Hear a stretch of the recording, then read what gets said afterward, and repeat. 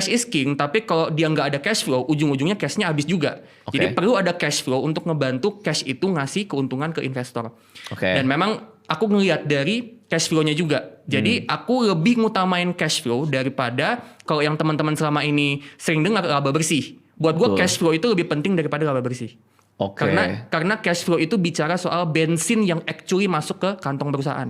Duit yang actually masuk. Dan laba bersih juga bisa diapa-apain anyway kan. Betul, lebih gampang dimanipulasi.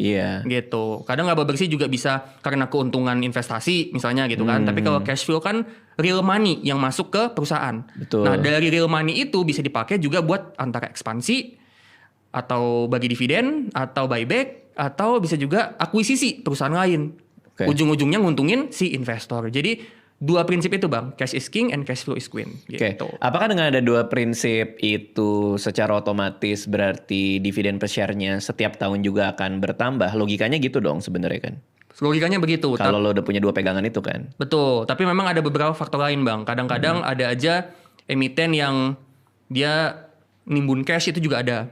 Ada beberapa emiten yang mungkin dari segi industri udah nggak gitu prospek gitu ya, bisa aja kan. Jadi kita ngelihat bahwa dia punya cash, oke cashnya banyak, oke cash flow-nya bagus, oke dia mungkin ada potensi bagi dividen, tapi industrinya, prospeknya mungkin beberapa tahun ke depan agak kurang, atau mungkin ada sesuatu, karena banyak faktor kan bang, banyak faktor di dalam perusahaan tuh banyak faktor yang bisa pengaruhin investor. Jadi kalau untuk cash dan cash flow tadi memang bisa berpotensi untuk ngedorong keuntungan investor, terutama dividen, tapi tentu nggak menjamin bang. Tetap ada sisi di dalam perusahaan itu yang juga harus kita lihat.